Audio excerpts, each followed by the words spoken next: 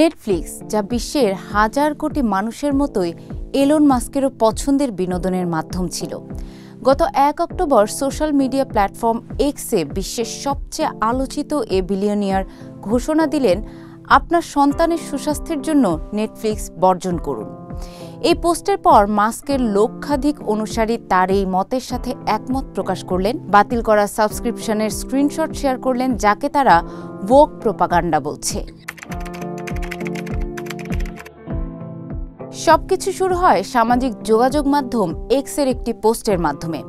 Mask লিখেছিলেন, Netflix এখন এতটাই ওক যে দেখা যায় না। ওক শব্দটিকে এখানে মার্কিন সংস্কৃতিতে রাজনৈতিক ও সামাজিক সংবেদনশীলতা, বিশেষত লিঙ্গ পরিচয় ও অন্তর্ভুক্তি নিয়ে যে নতুন তরঙ্গ, তারই প্রতীক হিসেবে তিনি ব্যবহার করেছেন। যে ধারাবাহিকটি মাস্কের এই ক্ষোভের সূত্রপাত ঘটায় সেটির নাম ডেড এন্ড প্যারানরমাল পার্ক।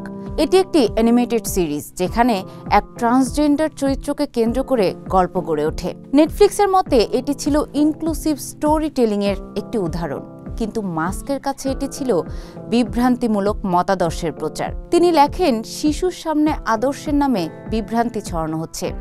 এরপর তিনি নিজের অনুসারীদের আহ্বান জানান, তোমাদের সাবস্ক্রিপশন বাতিল করো।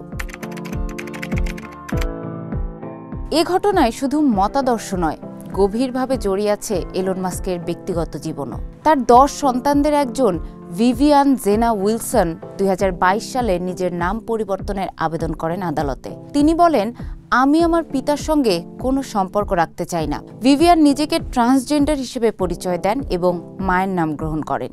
এরপর থেকেই মাস্কের সামাজিক যোগাযোগ মাধ্যমে ওয়েক সংস্কৃতি ও জেন্ডার আইডেন্টিটির বিরুদ্ধে ক্ষোভ আরও তীব্র হতে থাকে। তিনি একবার এক টুইটে লিখেছিলেন, আমার সন্তানকে ওয়েক ভাইরাস আক্রমণ করেছে। এই ব্যক্তিগত আঘাত যেন নেটফ্লিক্সের ট্রান্সজেন্ডার চরিত্র নিয়ে তৈরি শোয়ের প্রতি তার ক্ষোভে আরও আগুন ঢেলে দেয়, যার প্রতিফলন তার এই নেটফ্লিক্স বয়কটের ডাক। মাস্কের আহ্বানের পর নেটফ্লিক্স কোনো আনুষ্ঠানিক প্রতিক্রিয়া দেয়নি।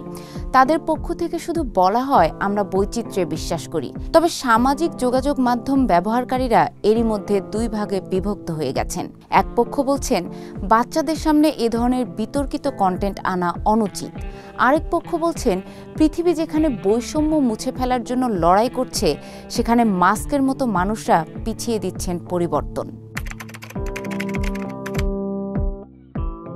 মাস্কের মতো প্রভাবশালী ব্যক্তি যখন প্রকাশ্যে কোনো ব্র্যান্ড বা প্ল্যাটফর্মের বিরুদ্ধে অবস্থান নেন, তা কেবল অনলাইন ট্রেন্ড নয়, অর্থনৈতিক প্রতিক্রিয়াও তৈরি করে। বয়কট নেটফ্লিক্স এই হ্যাশট্যাগটি মাত্র একদিনে 1 কোটি বারের বেশি ব্যবহৃত হয়েছে। মাস্কের পোস্টের কয়েকদিনের মধ্যেই নেটফ্লিক্সের শেয়ারের মূল্য প্রায় 4.3% কমে যায়।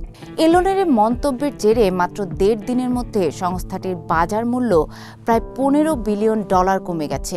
স্টক অ্যানালিসিস.com এর তথ্য অনুযায়ী বুধবার প্রায় $498 বিলিয়ন থেকে বৃহস্পতিবার সংস্থাটির বাজার মূলধন কমে $482.9 বিলিয়ন দাঁড়িয়েছে।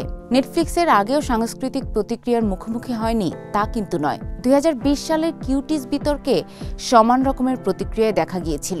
তবে এবার প্রথমবার এমন প্রভাবশালী একজন ব্যক্তির ক্ষোভের মুখোমুখি হয়েছে জনপ্রিয় এ বিনোদন প্ল্যাটফর্ম নেটফ্লিক্স।